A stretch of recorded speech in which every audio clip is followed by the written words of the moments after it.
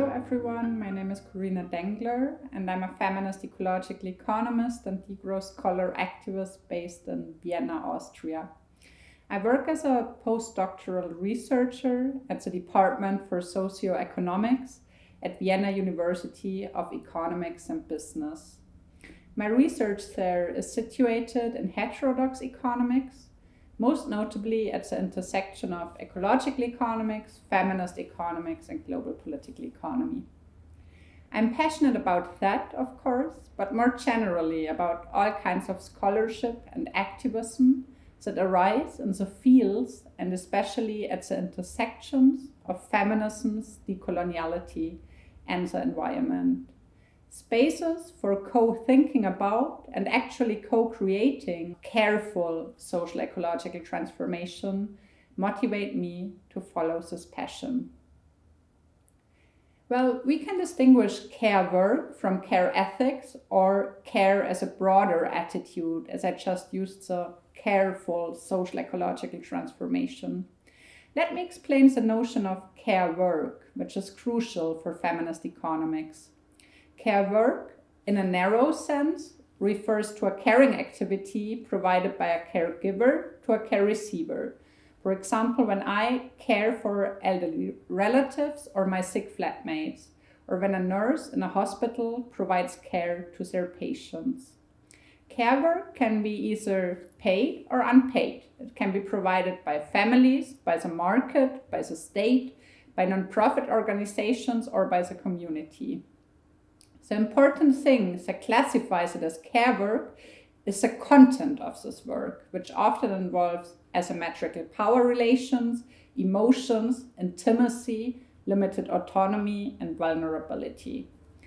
It is important to acknowledge that although in economics a central agent is often framed as independent, autonomous, and self-sufficient, care dependency is something that all our lives begin with, most our lives end with, and we need a lot of care to be provided to us in between.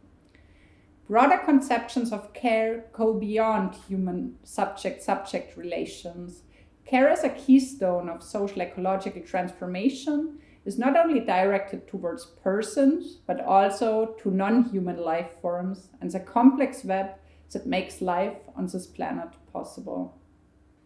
Let me try to establish this connection between the care crisis and the climate crisis by drawing upon the image of an iceberg, a metaphor that has been established by the German ecofeminist Maria Mies in the 1980s. When we talk about the economy, what we refer to is usually the monetized economy, the visible tip of the iceberg, so to say. It is visible because it is monetized and counted in gross domestic product. For the case of work, this means that when we say work, what we actually mean is wage work, a formal employment in the monetized economy. What we do not see, however, is the underwater part of this iceberg, a considerably larger part without which the tip could not exist in the first place. We do not see this part because it is not monetized. It is rendered un- or reproductive, neither contributing to GDP nor to societal well-being. When someone says that they do not work, they usually mean that they are unemployed. Also, they might devote a lot of time to unpaid care work, to subsistence work, or to political activism. The underwater part of the economy, I call it the non-monetized economy of social-ecological provisioning, consists of both unpaid care work and nature. Unpaid care work and nature both constitute the invisible foundation of our economies and societies. No production at all could happen in the monetized economy without the appropriation of nature or without the social reproduction of the worker that happens not from 9 to 5, but from 5 to 9. However, our current economic system, the capitalist growth paradigm, gives values only to what is counted or countable in GDP. It thus crucially depends on, but at the same time invisibilizes, exploits, devalues, and, in the case of nature, destroys its own foundations. The underlying logic of valuation would tell us let's make the hidden visible by monetizing it. But what we see if, for example, unpaid care work is shifted to the paid care sector is that, and I borrow the words from Emma Dowling here, unpaid care work is valorized but not valued.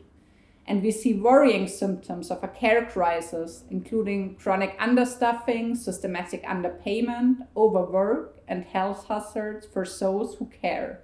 Up until today, predominantly women.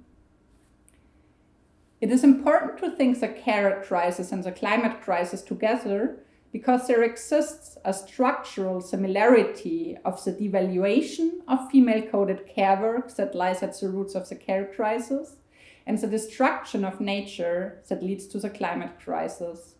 This common root cause lies in an economic system that only gives value to what is counted or countable in GDP. In order to find systemic solutions to climate and care crisis that go beyond the same thing in green or the same thing in purple, we need to revalue what we need for the wealth and well-being of societies and the good life for all within planetary boundaries.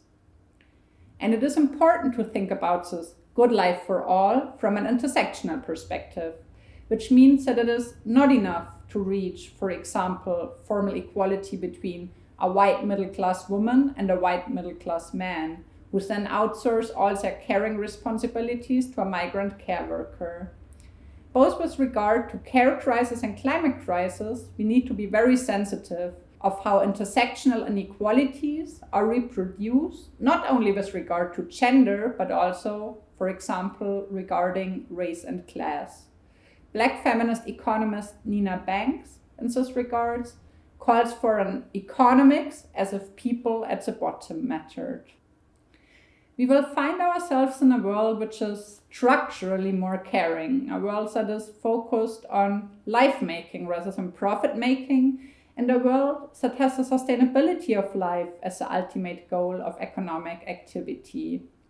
It would be a world where work that contributes to the flourishing of societies is valued no matter whether it is paid or unpaid, and where it is shared equally among all members of society. One of the questions that arises is then obviously who cleans the toilet in such a world? And well, there are two options really. So one, closer to nowadays, is that we as a society have realized that clean toilets are important for societal flourishing, which is why cleaners will receive much better wages. The second one is that we challenge the production-reproduction split, and instead of one person cleaning 200 toilets per day, it becomes a collective task to be shared among all members of society. This implies restructuring our economy to shift the emphasis from the production of things to feed the growth imperative and endless desire, and towards the reproduction and provisioning of life and meeting basic needs. It is crucial to foster this provisioning setup of economic practice without romanticizing ideas of the local or forgetting gendered impacts of any economic transformation. Advocating feminist futures in this regard means recognizing that there can be no feminist demands for a sustainable economy and a good life for all without global environmental and climate justice, but also no environmental and economic policies without critical feminisms. Well, that's a big question to answer in a 10 minutes video, obviously. But one thing I do want to put forward is that transformation is about both small steps and utopian horizons that venture beyond those small steps. That's what concepts like concrete utopia, revolutionary realpolitik, or non-reformist reforms are all about. For a careful social-ecological transformation, we need steps that allow a greater diversity of people to engage in such a transformation. This implies, for example, a reduction of wage work for all people with full wage compensation for low-income earners to create the time that a re-evaluation of all kinds of work which are not waged requires. It also includes the decoupling of wage work from livelihood security, for example, through a universal basic income that makes visible the arbitrariness of what is and what is not paid in our societies. But also lived alternatives are important. People who gather in general assemblies or who prefigure alternatives in their everyday lives, for example, because they live in co-housing projects, are important fellow travelers on the road to such a world.